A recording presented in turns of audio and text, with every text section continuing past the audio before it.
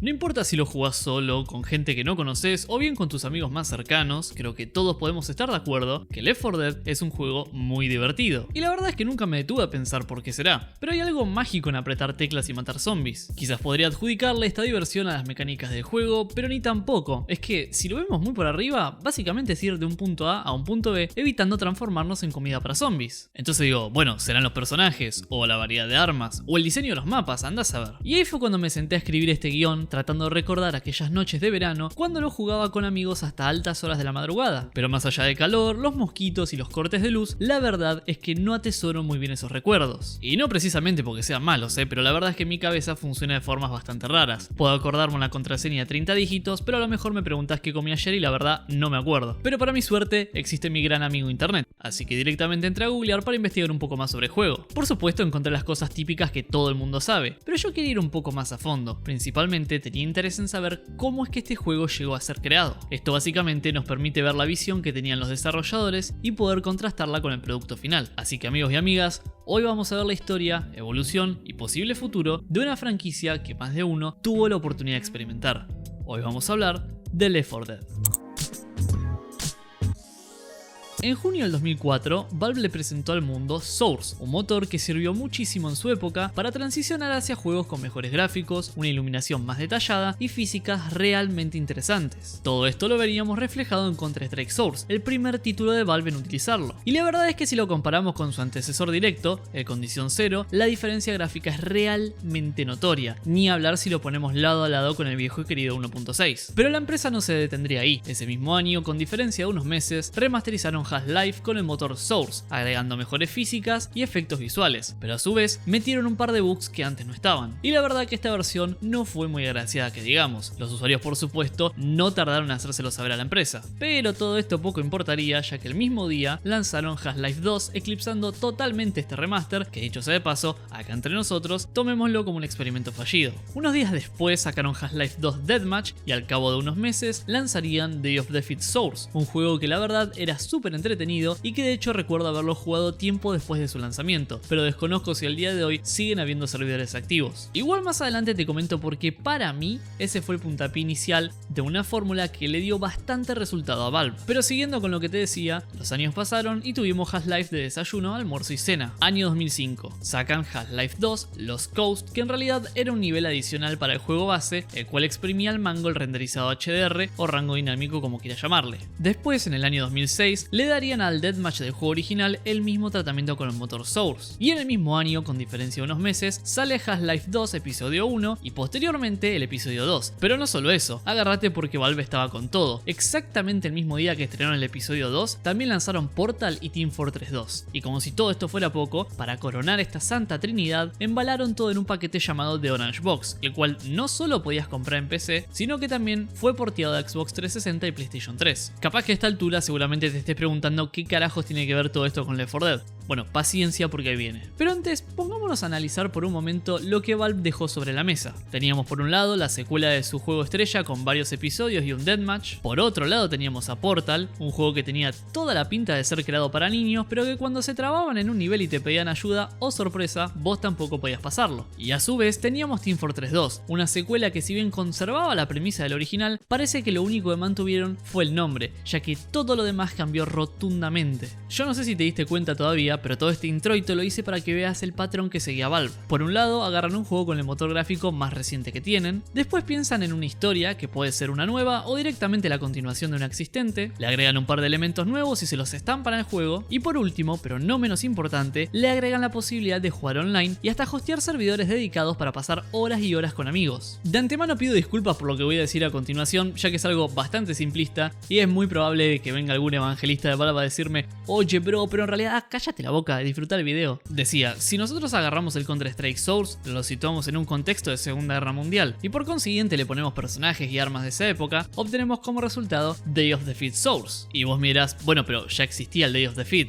o el Counter-Strike. Claro, pero es que esa es justamente la idea. De hecho, no te olvides que el Counter-Strike en sí nació como un mod, que dicho sea de paso, tengo un video explicando más o menos esto y te lo dejo por acá arriba. Pero si no te gustó, te doy otro ejemplo más convincente. Agarramos el Half-Life 2, lo situamos en el medioevo, le ponemos un par de skins y armas medievales, agregamos online y voilà, tenemos Chivalry. Claro está, la mayoría de estos nacen siendo un mod y tiempo después terminan siendo lanzados como títulos independientes. Y justamente, Left 4 Dead no sería la excepción. Como no podía ser de otra forma, Left 4 Dead nació siendo un mod, y esto se lo debemos a la gente de Turtle Rock, un estudio de videojuegos nació en el año 2002 y que a posteriori comenzaría a trabajar para Valve. Ellos fueron los responsables de la versión de Counter-Strike que salió en la Xbox y más adelante del Counter-Strike Condition Zero. Que está bien, yo entiendo que pueden ser dos juegos que a lo mejor no llamaron mucho la atención, pero convengamos que les sirvió para que Valve le siga dando laburo, a tal punto de que los convocaron para desarrollar el Deathmatch del Half-Life 2, pero más importante aún, el Counter-Strike Source. Y le doy más importancia a este último porque resulta que cuando estaban desarrollando los modelos de los personajes tenían que buscar alguna manera de probarlos y por supuesto la más sencilla era disparándoles. No sé si te acordás, pero depende de dónde les disparabas podías ver los impactos de las balas, hasta incluso cómo las paredes se manchaban de sangre. Y te digo más, depende cómo los matabas, estos podían caer de una manera u otra. Ahora bien, para probar todo esto que te dije, lo mejorcito sería que los bots no tengan armas, así no pueden devolvernos el fuego, y por otro lado, nosotros tendríamos que tener muchísimas balas. Claramente la mejor opción sería una M249 y como los bots no pueden ir sin equipamiento, lo mínimo que tienen que llevar es un cuchillo. Y resulta que después de masacrar hordas de bots en nombre de la ciencia, los tipos dijeron, che pará, esto está bastante copado, podríamos hacer un mod.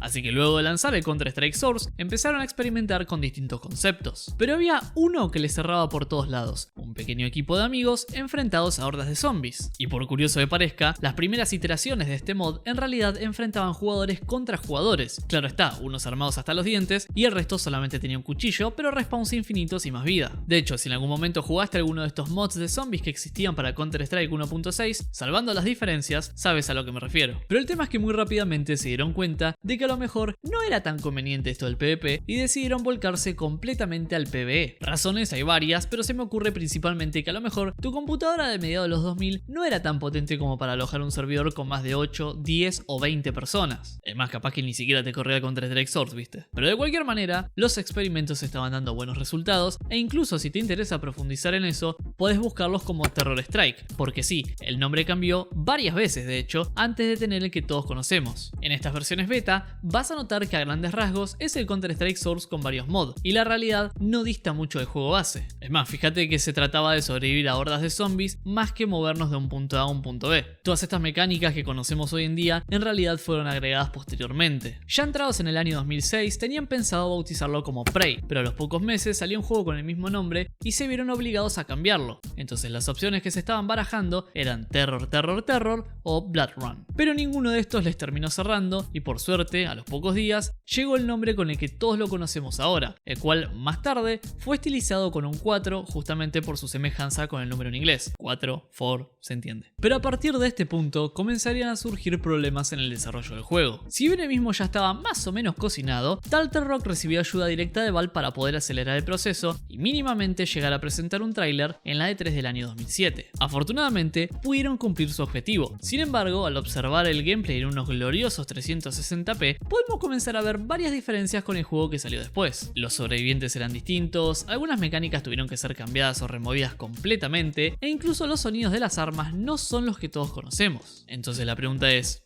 ¿qué pasó?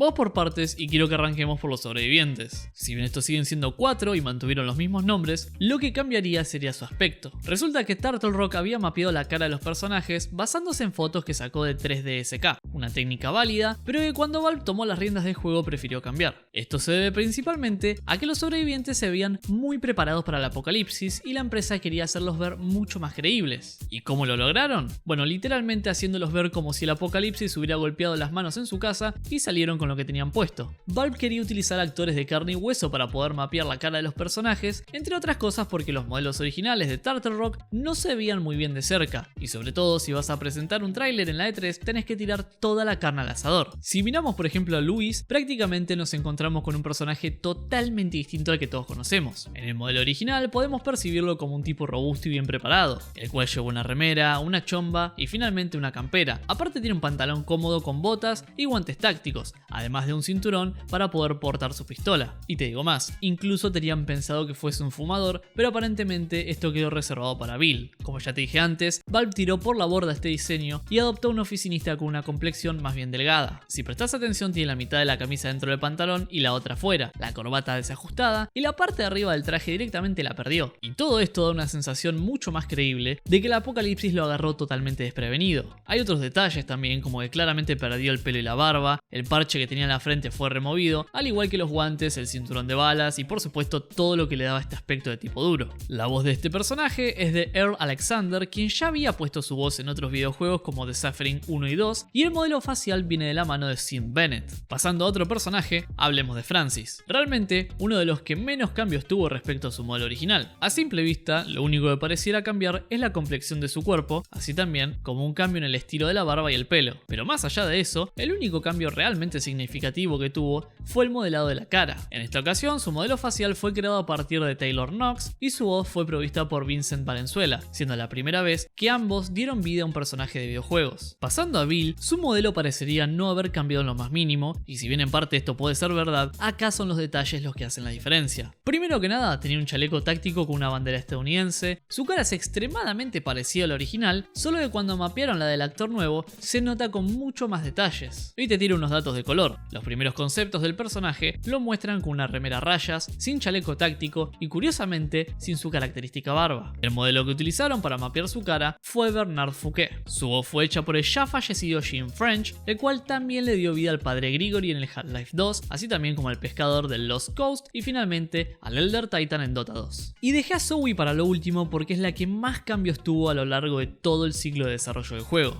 Ya desde el vamos, toda su ropa era distinta. Al igual que Luis, contaba con espacio de sobra para guardar cargadores, ya que tenía un chaleco táctico, pero más curioso aún, vestía unas características medias rayadas del mismo color que su buzo. Pero todo esto fue descartado para la versión final, donde simplemente viste un jean con Converse, una remera y su característica campera roja, la cual para mí siempre tuvo una similitud muy marcada con Claire Redfield de la franquicia Resident Evil. Dejando eso de lado, capaz hayas notado que el modelo original se ve similar a Cher, la protagonista de Portal, y esto tiene sentido ya que ambas fueron modeladas a semejanza de Alessia Glidewell. La única diferencia es que para Left 4 Dead ella también prestaría su voz a Zoe, pero esto no duraría mucho ya que más adelante todo cambió. Ahora Zoe sería modelada a partir de Sonia Kinski y su voz quedaría a cargo de, y me pongo de pie, Jay Taylor, que por si no te suena, por ejemplo en la franquicia de Mario dio su voz para la princesa Peach y Toad, en Halo a Cortana y en Dota 2 a unos cuantos personajes, además de miles de otras voces que pudo hacer. Te digo más, si estás usando Cortana en Windows ahora mismo, estás escuchando su voz. Por supuesto que en inglés, ¿no? Con todo esto ya completamos nuestro grupo de personajes, pero aún así,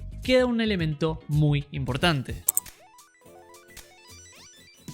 Claramente era imposible no hablar de los infectados, sobre todo si tenemos en cuenta que son el principal obstáculo para completar las campañas. Como ya te dije antes, el 90% son zombies normales y el resto serían los especiales. Ya sabemos todos, el Boomer, la Witch y todos los demás. Pero hay uno que fue removido por completo, el cual iba a llamarse Screamer, y básicamente hacía lo que dice su nombre, gritaba. Esto con el fin de atraer zombies y que puedan atacarte, algo que retornaría muchos años más adelante en Back 4 Blood, y déjame decirte que la verdad es súper molesto, así que menos mal que lo sacaron. Respecto a los demás, la realidad es que tuvieron cambios mínimos. Por ejemplo, el Hunter podía colgarse de los techos y hacerse invisible, el tanque tenía un poco más de vida, el Smoker podía lanzar un humo que reducía tu salud si te quedabas en él, el Boomer te manchaba la pantalla con bilis pero en vez de ser verde era roja, y la Witch tenía otra skin, aunque más importante aún, un ataque muy poderoso que si todos los sobrevivientes estaban cerca, podía llegar a tumbarlos juntos. A grandes rasgos eso sería todo, pero ahora quiero que pongamos el foco en los zombies, ya que representan un porcentaje altísimo de los enemigos que nos vamos a cruzar usar durante todo el juego. Para esto Valve invirtió mucho tiempo y recursos en hacer que sus animaciones sean entretenidas. ¿Nunca te pasó, por ejemplo, dispararle a un zombie y realmente dudar si lo habíamos matado? Si la respuesta es sí, déjame decirte que esto solamente es la punta del iceberg.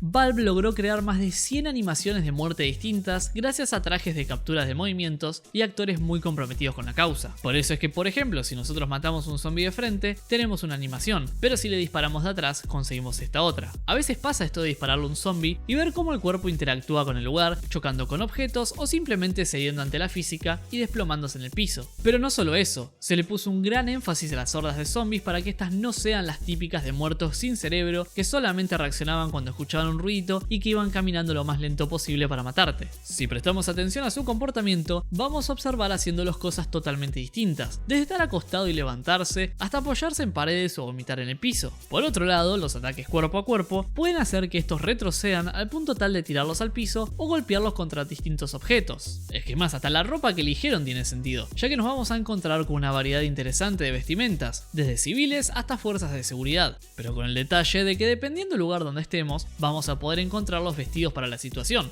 como pueden ser militares o médicos. Otro detalle interesante es que cuando interactúan con una molotov o una bomba casera, en el primer caso los vamos a ver corriendo prendidos fuegos para lentamente morir en el piso, y respecto a la segunda podemos notar cómo sufren desmembramientos, algo que también vamos a poder hacer si le disparamos directamente en una extremidad. La verdad es que este juego estaba lleno de esos pequeños detalles y se notaba el amor que le ponían los desarrolladores para poder crear zombies que realmente sean convincentes, algo que solamente mejoraría en Left 4 Dead 2.